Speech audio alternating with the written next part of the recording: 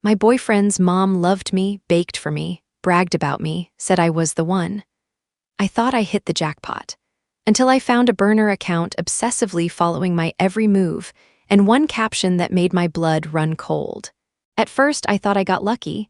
You always hear the horror stories: boyfriends with moms who hate every girlfriend on sight, passive-aggressive digs at dinner, glared-at tattoos, holiday invites that somehow never reach your inbox. Not Marla. Marla hugged me the first time she saw me. Not a stiff lean-in either, a real, arms-wrapped, perfumed embrace like we'd known each other in another life. "This one's different," she told Ethan that night, grinning like she already knew the ending. "Don't screw it up." And that was only the beginning. She brought me flowers for my birthday, lilies and lavender, with a handwritten card that said, "So glad you're in our lives." She followed me on Instagram within days. Liked every post. I mean every post, old selfies, book quotes, even a blurry photo of my banana bread from 2020. She didn't just like it. She DM'd me a family recipe. "Yours looks divine, but try this one next time. It's a classic in our house." It felt warm, like I'd stepped into something bigger than just a new relationship. Like I wasn't just dating Ethan, I was being folded into a real, loud, affectionate family. Marla invited me to lunch without Ethan, just us girls. She took me shopping once for nicer flats for work, sent me links to skincare sales, told me about her college days like I was already her daughter-in-law. It felt like love until it didn't. The shift was subtle at first. If I didn't respond to a text right away, she'd follow up. "Did I say something wrong? Hope you're not mad at me." I thought it was sweet, if a little much. Then came the comments. "You looked a little tired in your story today. Everything okay? You wore that dress to brunch. You know, the one with the little stain on the sleeve." That's when I realized she wasn't just following my posts. She was studying them, not in the way moms do when they're trying to stay connected. This was closer. Ethan didn't see it. "She's just trying to be close to you," he said, brushing a kiss across my cheek. "She never liked anyone I dated before. You're the exception." And for a while I believed him, because when Marla smiled, it was big, open, disarming. She brought me coffee just the way I liked it, bragged about me to her friends, told me I was the best thing that ever happened to her son. She posted a photo of us once at a family barbecue and captioned it, "Look what love brought me." How do you question that? But it was the way she showed up unannounced that started to grate. One afternoon, I got home from work, and there was a container of soup on my front step, homemade, still warm. She never rang, never texted. Another time, she tagged me in a post about wifey energy, a meme that had a checklist of traits. Loyal, nurturing, always smiling. She circled always smiling. I laughed it off, then I stopped laughing. Because soon it felt like I was performing, not for Ethan, not for myself, but for her. And every time I tried to pull back, even gently, she'd flood in harder. A double text. A third voicemail. A comment on a post she'd already liked 3 times. "Don't disappear on me," she said once, half joking. "You're my favorite girl now." There's a kind of closeness that feels like a hug, and a kind that feels like a chokehold. I didn't know which one I was in anymore, but then things got weirder. I'd post something, a photo, a quote, a meme, and within minutes it would be reposted by an anonymous account. No followers, no bio, no profile pic. Just my content, mirrored, not screenshotted, recreated, same poses, same captions, same hashtags. At first, I thought it was a bot. Until one day, I posted an old outfit photo, something I'd found in my camera roll from college and never uploaded before. 2 minutes later, it was reposted. Same outfit, same location tag, caption, "Wish I looked like this." That's when the hair on my arms stood up. I reverse searched the original and realized something chilling. That photo wasn't even public anymore. I deleted it years ago. Only one person had ever saved it. Marla. She'd asked for it back then, saying I looked like a magazine model. I'd laughed, texted it to her, and forgotten all about it. But now it was online again, reposted by someone hiding behind a blank screen. And suddenly, this wasn't a bot. This wasn't random. This was someone close. And there was only one person who'd had that photo. One person who reposted my banana bread. One person who saved my old selfies. One person who knew the color of my flats before I wore them out. It was Marla. I didn't want to believe it. But the moment I saw that caption, "Wish I looked like this," under a photo I never shared, I knew it had always been her. It started with weird timing. I'd post something, a selfie, a bookshelf stack, even just a window view, and within minutes it would appear again. Not shared, not tagged, recreated, different account. No photo, no name, just a vague username like the Quiet Watcher. At first, I assumed it was just another anonymous bot. The internet's full of weirdos. I'd roll my eyes and move on, but then I noticed the details. Photos from years ago, my sophomore year dorm hallway, a cropped image of my mom's old ring, one I'd only ever posted on a close friend's story. The captions were strange. Wish I looked like this. She doesn't even know how lucky she is. Perfect, just perfect. It didn't read like a troll. It didn't read like a stranger either. It read like someone who knew me. Someone who wanted to sound admiring, but couldn't hide the way their admiration pulsed just beneath obsession. Still, I brushed it off until one afternoon when I posted a throwback photo I'd rediscovered while organizing my files. It was an old picture from college, one I was sure I'd deleted from social years ago. An hour later, it was on the burner account. Same pose, same crop, caption, God, she really had it all. That's when the alarm bells started ringing. Because that photo was gone from my Instagram, gone from Facebook. The only place it existed was buried in my phone storage and in one other place, Marla's camera roll. She'd complimented it once during a game night. You look like you should be on a poster in a bookstore. And I'd texted it to her on the spot. That was months ago. I never thought about it again, but now here it was. On an anonymous profile, reposted like it belonged to someone else. I clicked through the burner's grid slowly, my throat tightening with each post. It wasn't just my stuff, it was everything. Photos I posted, photos I didn't post. Stuff from group stories, even a pic from Ethan's apartment, a shot of my shoes near his front door, from an angle I never would have taken. Some of them were reposted within minutes of going live. Others popped up days later with captions that made my skin crawl. She glows without knowing it. She's what I should have been. One day, someone like her will see me. No tags, no context, just this quiet, yearning fixation. It wasn't flattering, it was invasive. And then came the one that shifted it from creepy to chilling. A repost of a selfie I deleted last year because I hated how my smile looked. Caption, she'll never know how close I am. I froze, because I couldn't dismiss it anymore. This wasn't just admiration. This was tracking, shadowing. Someone had made me the main character in a story I didn't consent to star in. And I knew it was Marla. The timing, the content. The subtle references in our conversations that lined up too well with captions. The weird times she'd text me after a post I never shared publicly. I felt it in my gut, but I needed more, so I did something I never thought I'd do.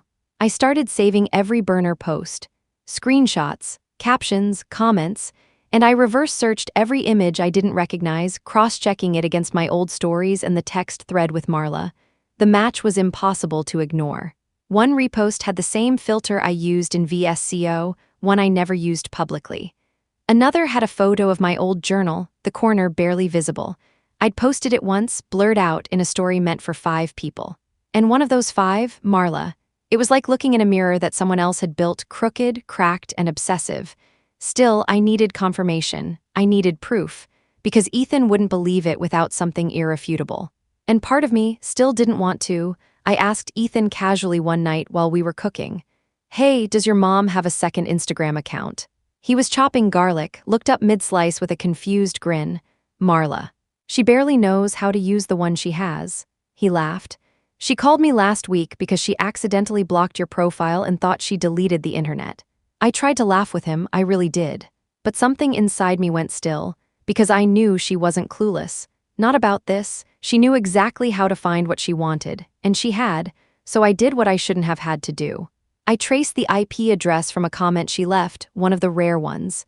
The burner account had posted a comment on a random repost of mine, something vague. She's just better. It wasn't the words that mattered, it was the metadata. I used a free tool, then a more advanced one.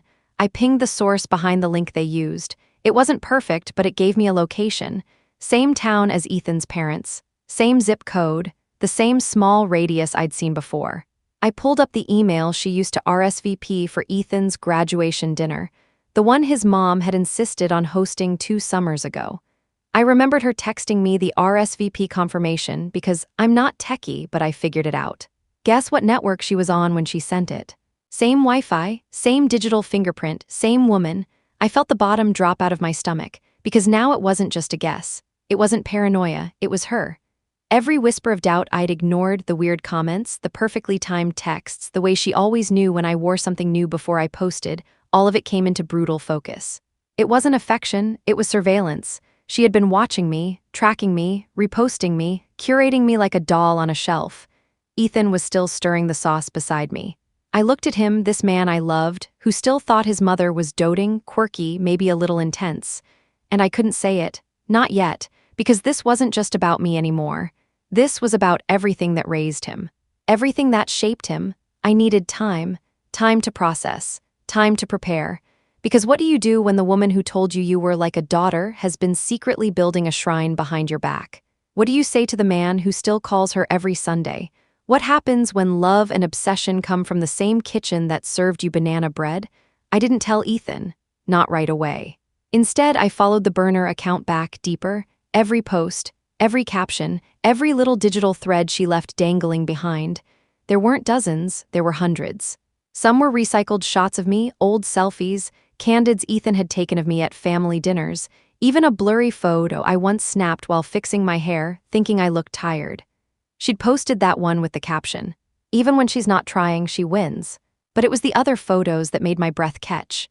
Photos of Marla, mirroring me, her wearing outfits eerily similar to mine, same cut, same colors, same jewelry. Her holding a paperback I'd mentioned reading in my story, but never posted publicly. A post of her hand resting next to a coffee cup, posed exactly like the one I posted 6 months ago at brunch. The captions were softer. "Stranger, she makes it look effortless. I wonder what it's like to be adored like that. I try, it's never enough." It wasn't just obsession anymore, it was imitation, like she was chasing me through her own shadow. I scrolled until I found the one that undid me, a photo from last year's Thanksgiving. It was a photo of me at the dining table, laughing at something Ethan's dad had said, holding a glass of wine, wearing a rust-colored sweater I'd picked out with Ethan on a whim the week before. She had reposted it, caption, "She'll never love you the way I do." I stared at that sentence, cold, paralytic, because in that moment it hit me, this wasn't about admiration, this wasn't even about me. Marla didn't want to be my friend, she didn't just want to be like me, she wanted to be me. She wanted my spot, my image, my closeness to her son. She had folded me into the family so seamlessly, not because she adored me, but because I was a blueprint. And now I could feel it, how every hug had lingered too long, how every compliment had been layered with mimicry, how every "don't screw this one up" was a warning in disguise. She didn't see me as her son's girlfriend. She saw me as a replacement, a vessel for her own desires, and the scariest part, I don't think she even knew the difference. I printed everything, every screenshot, every caption. Every side-by-side image that proved she wasn't just watching, she was mirroring. The burner posts, the obsessive reposts, the eerie captions. I even printed the IP trace, not that Ethan would understand it fully, but I needed him to see that it wasn't in my head. He came over that night while I was hunched over the printer. The pages kept sliding out in slow, rhythmic gulps, quiet, mechanical damming. He glanced at the stack and chuckled. "Why are you wasting all our ink? You finally printing your thesis on skincare routines." I didn't look at him, I said steady, "Your mom's been reposting me from a burner account for over a year." The silence that followed was thick. Like a door had just slammed inside his chest. He blinked. "What?" I turned and handed him the top page. It was from last Christmas, my dress, my plate, my drink. The photo was taken from a strange angle almost behind me. One I never posted, the caption, "I wish this had been my dinner." Ethan stared, I saw it happen, the way his features slowly fell, the blood left his face. His fingers clenched the page without realizing it. I didn't say a word. Just handed him another, and another. His mom in a pink wrap dress I wore to his cousin's wedding, a mirror selfie of her in his apartment bathroom, the same one I'd taken a month earlier. A caption under a post of me. "She thinks it's hers." Ethan didn't speak, didn't sit, didn't move. I let the rest of the pages fall onto the table, like a confession I didn't need to speak aloud, because now he'd seen it, not a theory, not a hunch, proof. She hadn't just loved me too much. She'd invaded me, rebuilt me in her image, and then hated me for taking the place she thought she earned. He looked up at me slowly, and in his eyes I saw something I hadn't expected. Not shock, not rage, but grief. He didn't cry, he just stood there, still holding the paper like letting it go would make it more real. His voice, when it came, was barely above a whisper. "She used to say," he paused, swallowed hard, "she always said she knew I'd find someone like her." He let out a breath that sounded like it had been stuck in his chest for years. I didn't know she meant literally. I didn't move. I didn't try to console him, because this wasn't something you could hug away. This was unraveling. I watched him, this man I loved, try to make sense of a mother who had called me daughter, who had baked banana bread with a smile while stalking me from a faceless account. I watched the realization wash over him in layers, first confusion, then dread, then the quiet, crushing truth that none of this started with me. She hadn't latched onto me because of who I was. She had been waiting. For anyone who got too close, for anyone who took the seat she thought was hers. Ethan sank into a chair, hands limp in his lap, his eyes glassy but dry. I always thought she was just intense, protective, kind of dramatic. He shook his head. She used to say she never needed a daughter because she had me. I thought it was sweet.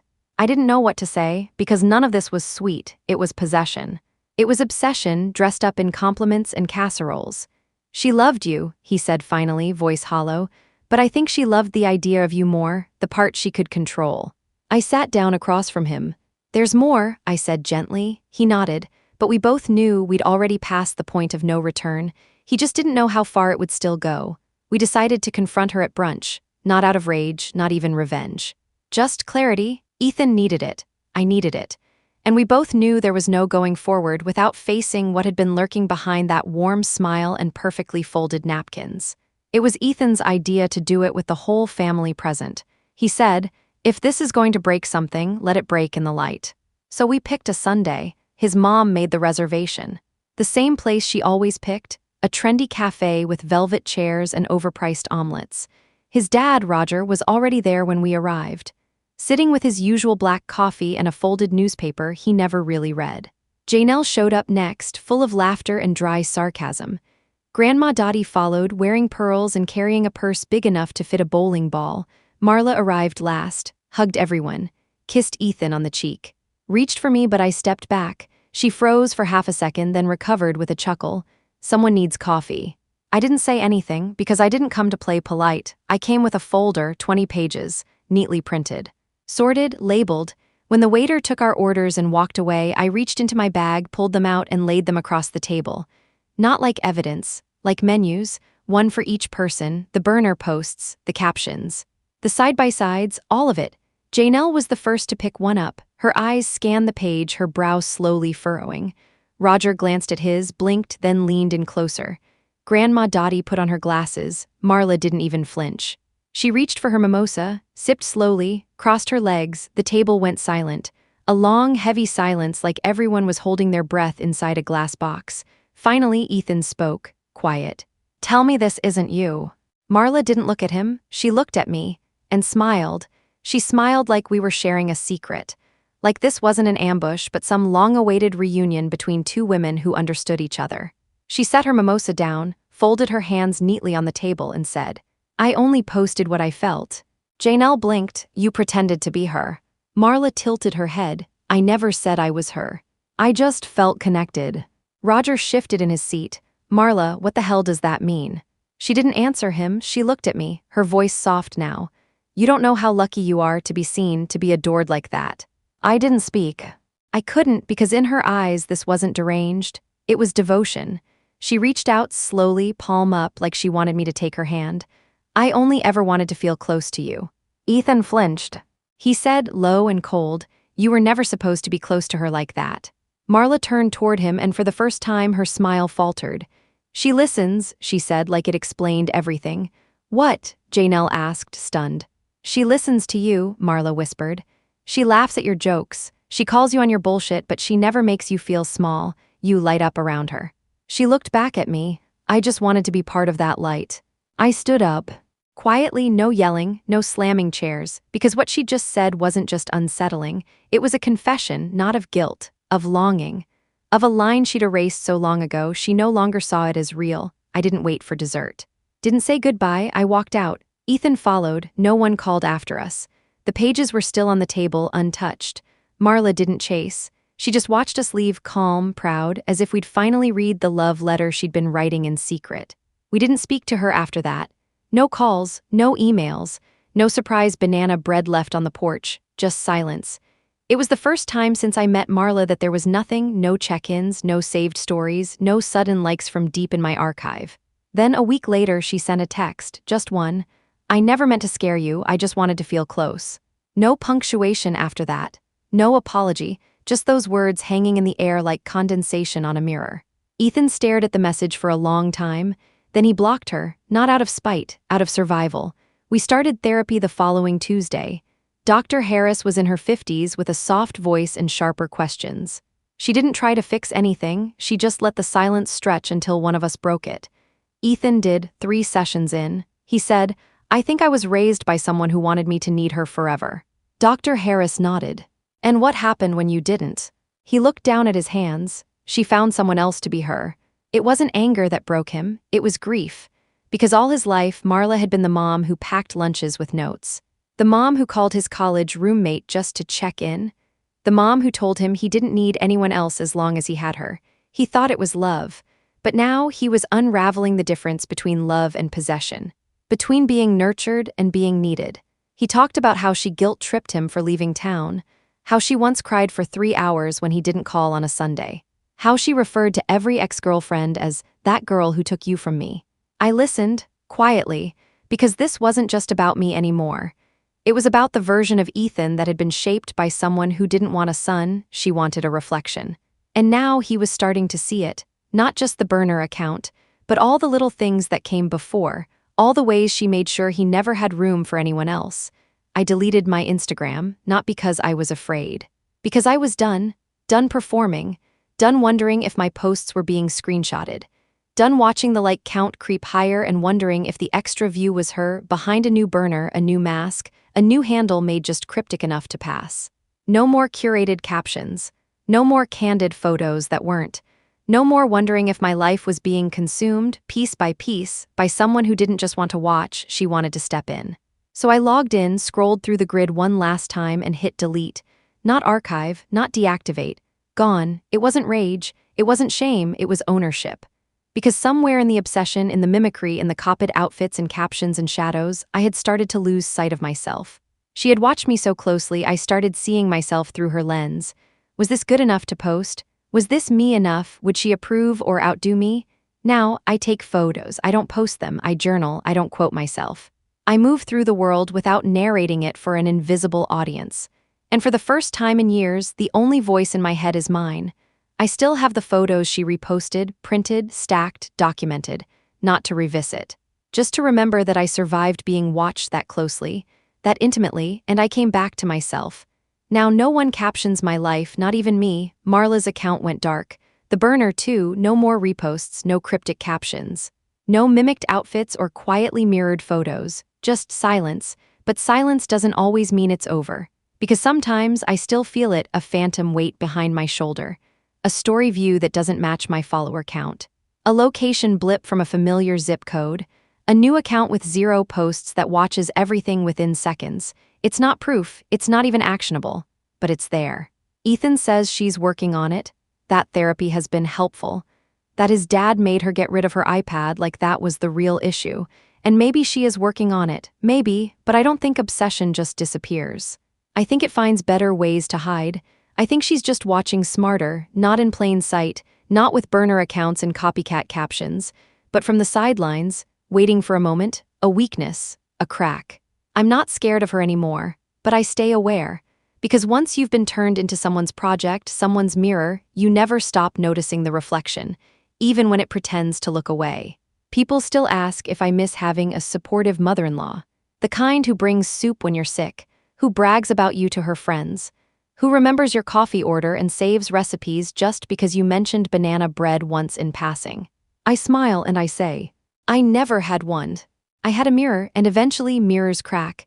They don't shatter all at once, they fracture quietly, a line down the middle, a whisper of a split. Until one day you're looking at yourself and realize, it's not your face staring back, it's hers, the poses, the expressions, the voice you started to modulate without even knowing. That's what obsession does, it doesn't destroy you with fire. It wears your skin until you forget how it felt to wear your own. So no, I don't miss Marla.